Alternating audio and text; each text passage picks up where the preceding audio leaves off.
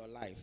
So in other words, as long as you're a man, you're at risk. One, it is caused by some hormonal changes in the body, which also come in as you grow.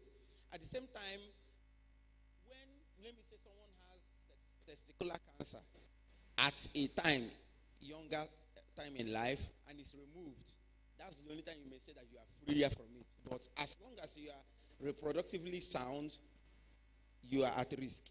Again, there are some key risk factors too. As I told you earlier, age is one of it, especially more than 40. Or maybe you have a family history of someone that suffered from prostate enlargement. That's when you are also at risk. Or you are in the big size, obesity, like you're fat a little. That is it. Or sedentary lifestyle. Your work entails that you sit for longer hours in time. These are risk factors. Does not mean that it will cause it, but as long as you are in one of any of these, one or two or one or any of these, you are at risk of that. Again, some facts we need to also know about this prostate enlargement. The likelihood of developing this comes with increase in age. So the more you are growing towards your older age, the more the risk comes up. It is also commonly said that all men, as long as you live a longer life, just like all of us as claimed, you are at risk also, as long as you live long enough. Again, a small amount of it is present in every man, especially from the age of 40. You will see when you go to the hospital and do a particular test, which I will still introduce at a point in this presentation, you need to just get to any of your hospitals, do that. From that age, you start seeing 2 point something, and the rest is, the traces starts coming up, and I'll still tell you how that happens. But there is no risk factors that have been identified other than normal functioning testicles. Let's continue. Signs and symptoms. Disclaimer again, that you see this, like my wife, when I always tell them, if you are in the medical school, suddenly you see yourself, you are having headache, you start suspecting big things. It's a normal thing. And there is a condition or a syndrome that causes that. Especially when you are knowledgeable about a particular fault. Or let me say you are a mechanic.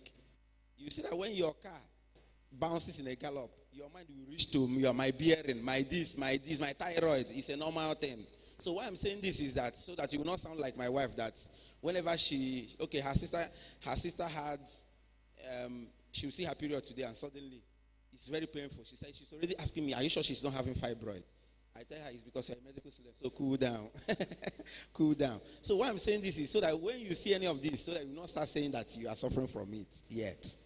You must have a definitive diagnosis for that to be possible. But these are part of the things when you are already complaining.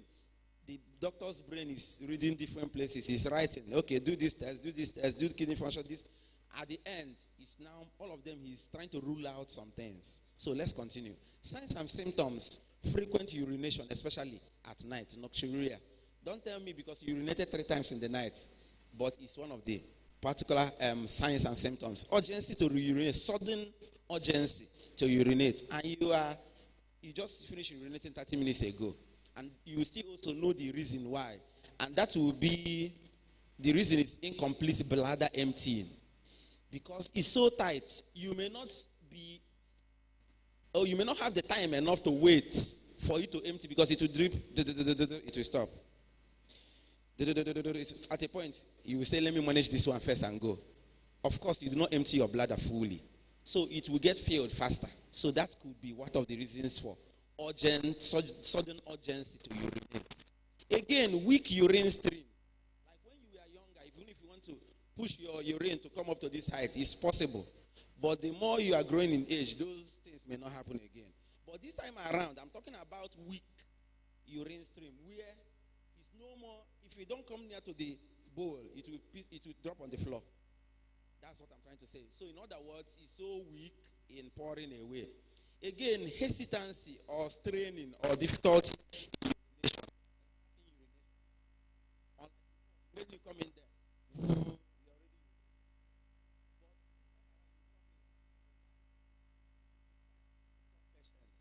and after some time, it will start coming out. That's what I'm trying to say. It hesitates to come out. I've talked about incomplete bladder emptying. Again, dribbling at the end of urination, or what I call terminal dripping. in Shagoma minute, you are through with urinating. For your boxers, because it's not the normal one drop you will see before. It will almost seem like that one is more than drops. This one is like dribbling. Because to you, you don't even know that it has not finished coming out. These are part of the issues. Because as I told you, the organ that should, the muscle that should hold it tight is either enlarged so much that your total control of it is reduced. So before it will start to untwine, takes time. Even when it tightens up, or when you feel that it has tightened up, it has not fully tightened up. So that full control of the muscle gland is not there. And look, I've talked about intermittent.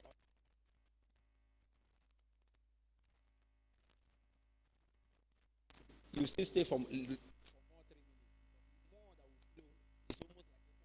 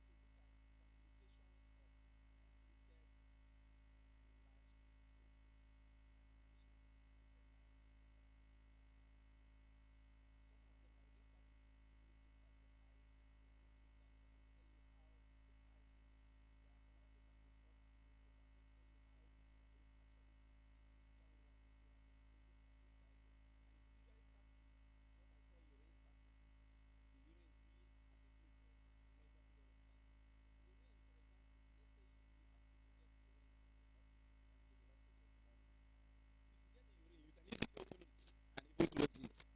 Maybe you are there, you just open it. It may not smell much because at that point it was just recently passed out. Imagine when you forget it in your car and you come back in the evening, open it. It's almost toxic. The ammonia there is fully formed. So now, the more urine stays in a place, the riskier it is for breeding of microorganisms.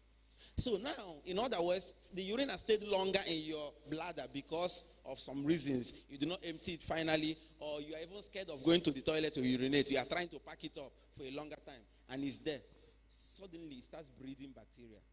When it starts breeding bacteria, it will lead you to more risks of having infections, which we call UTI, urinary tract infections, or inflammation, or discomfort. Then, it leads again to incomplete bladder emptying because of the prostate issue we already talked about. You may not empty all of them. So the more the urine stays longer again, urine is supposed to be poison, it's supposed to be an excreted product that should be taken away from the body. But due to one reason or the other, physiological reasons, it remains in your body. Then, because it stays in a place for a longer period of time, crystallization starts happening. Just like when you see where people have sieved pap, you know what it means to iyo akamu. Sieving pap.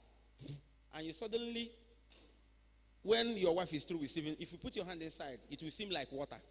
But leave it there and go out in the evening, you come back. If you put your hand there, the water part will still be there, but below it, you will see the solidified parts. That's crystallization taking place. If you try to still maybe use spoon to turn it up again, it will mix up again.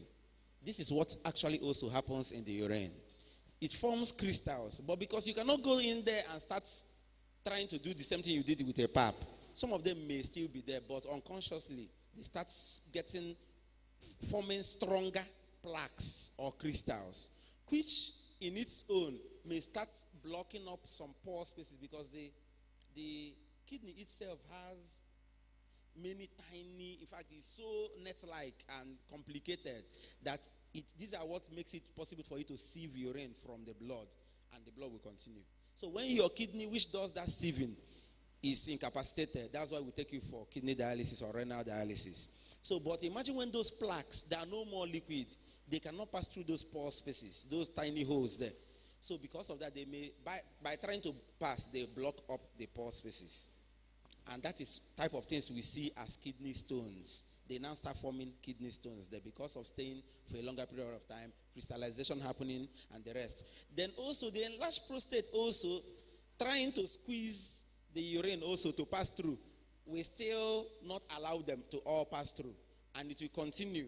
You have urinary incontinence, overfilled bladder is now paining you. In fact, some people, when they come in with that, he has not urinated, he cannot pass urine. It's now paining him. That's when they now rush him to the hospital, because before they may not know how serious it is. But at that time, they will rush him.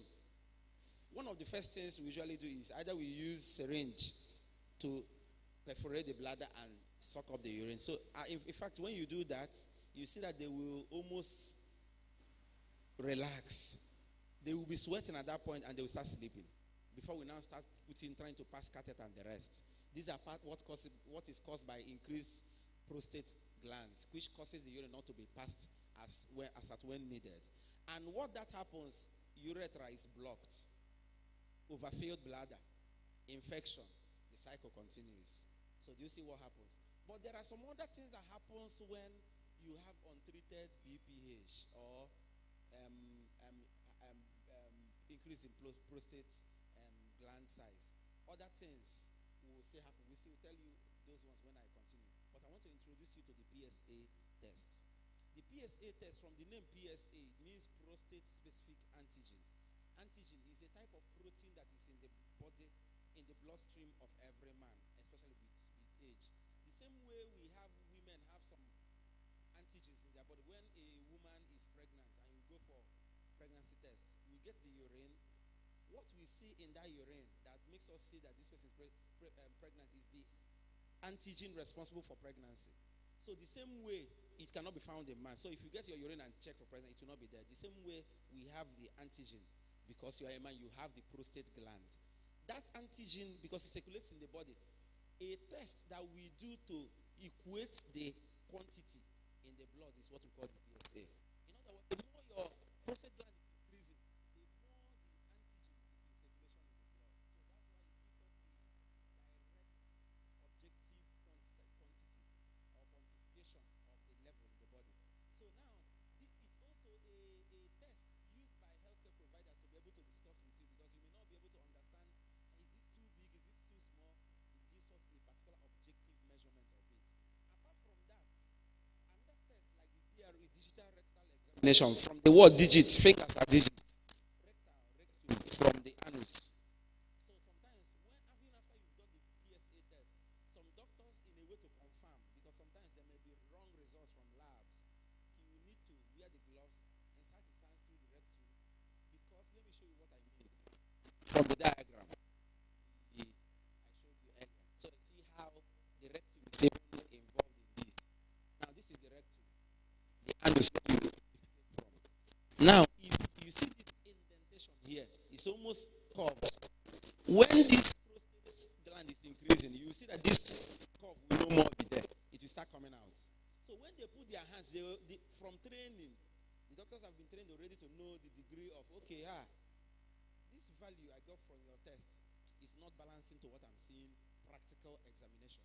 So that's why when you get to the hospital, even after the PSA test, they will still ask you to come in, lie on the couch, and they will still check for that.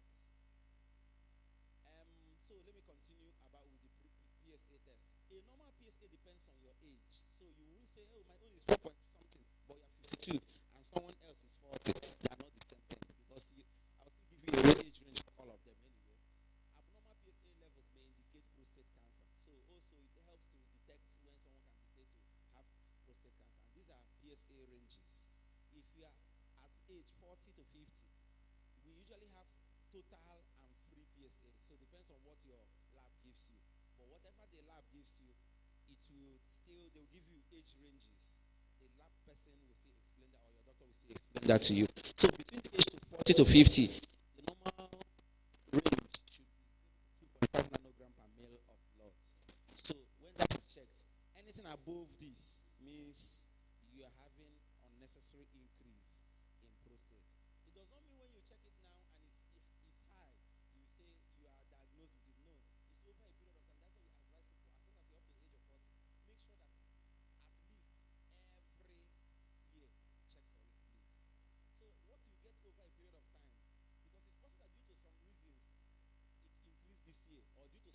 lifestyle practices, which I'll still show you, it increased. But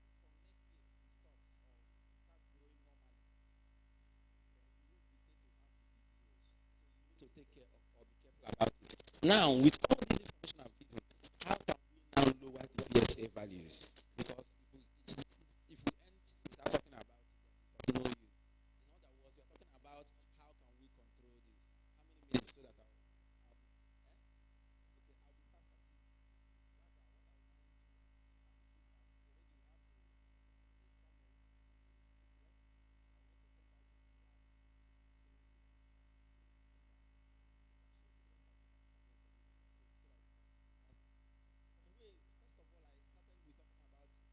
diet-related issues.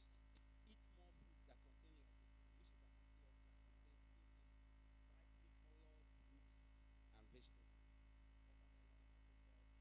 vegetables, all the oranges, lemons in their sharp, bright, ripe stage. Also, plant-based diet. Try to get them. Most of the diets for Igbos here, obogolo, contains zinc very well. Even if you go to the hospital,